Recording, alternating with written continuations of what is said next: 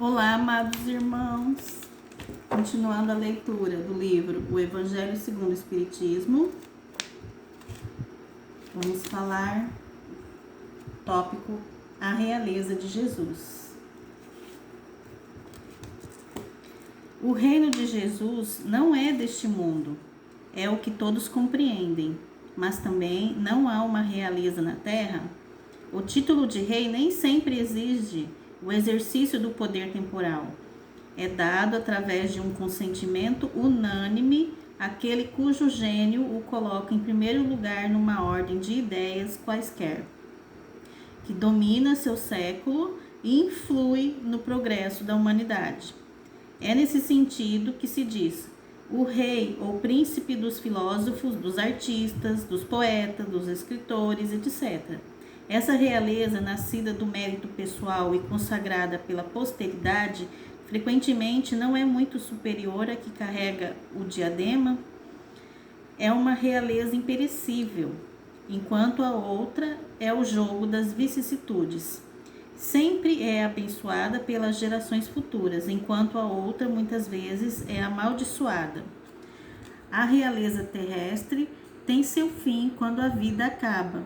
A realeza moral governa ainda e, sobretudo, após a morte.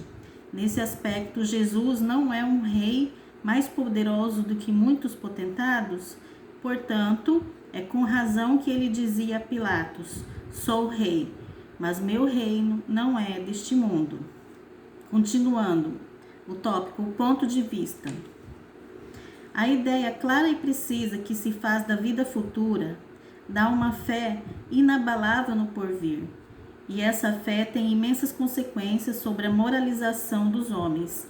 Ela muda completamente o ponto de vista sobre o qual eles encaram a vida terrestre. Para aquele que se coloca através do pensamento na vida espiritual, que é infinita, a vida corporal não é mais que uma passagem, uma curta estação num país ingrato. As vicissitudes e as tribulações da vida não são mais que incidentes que ele recebe com paciência, pois sabe que são de curta duração e devem ser seguidos por um estado mais feliz.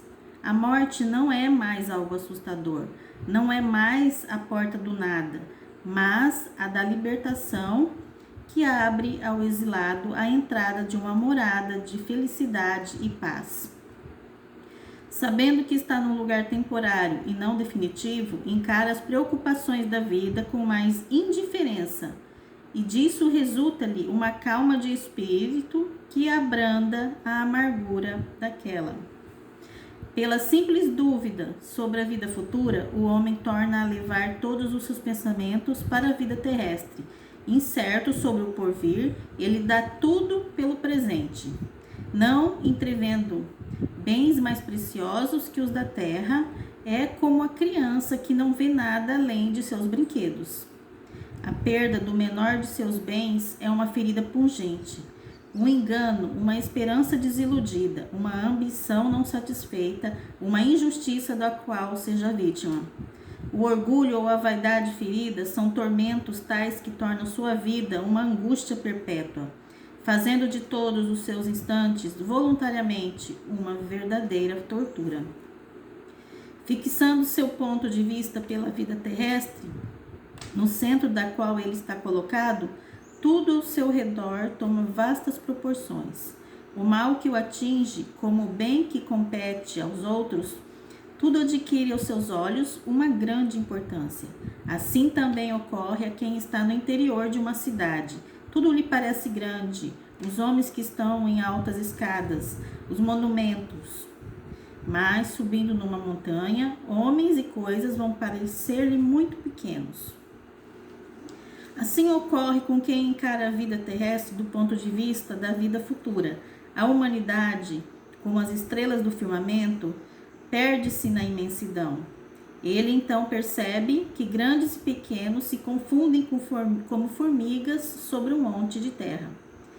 Que proletários e patrões são da mesma estatura, e lamenta estes efêmeros que se ocupam tanto em conquistar aqui um posto que os eleva tão pouco, e que guardam por tão pouco tempo.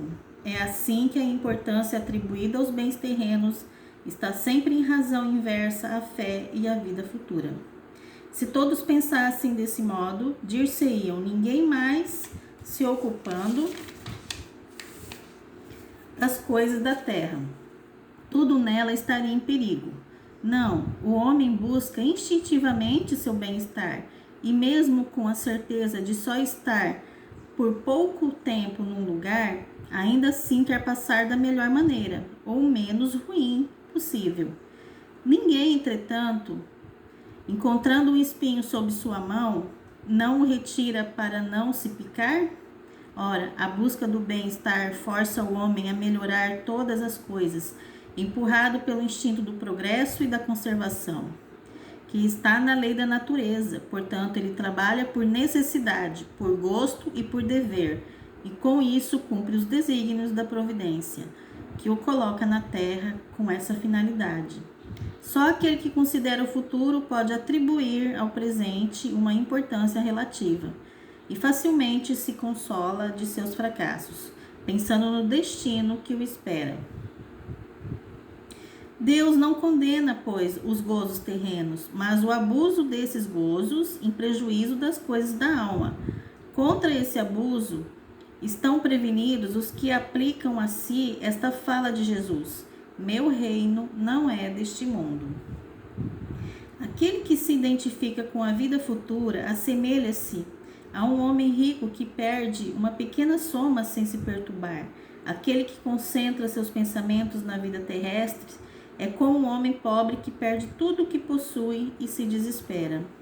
O Espiritismo alarga o pensamento e abre-lhe novos horizontes, em lugar dessa visão estreita e mesquinha, que o concentra sobre a vida presente, e que faz do instante que se passa na Terra o único e frágil eixo do futuro eterno. Ele mostra que esta vida é só um anel no conjunto harmonioso e grandioso da obra do Criador. Mostra a solidariedade que religa todas as existências do mesmo ser, todos os seres de um mesmo mundo e os seres de todos os mundos, ao passo que a doutrina da criação da alma, no momento do nascimento do corpo, torna os seres estranhos uns aos outros. Essa solidariedade das partes de um mesmo todo explica o que é inexplicável se só se focaliza um único ponto do todo. É esse conjunto que no tempo do Cristo os homens não poderiam ter compreendido, e por isso ele deixou esse conhecimento reservado para um outro tempo.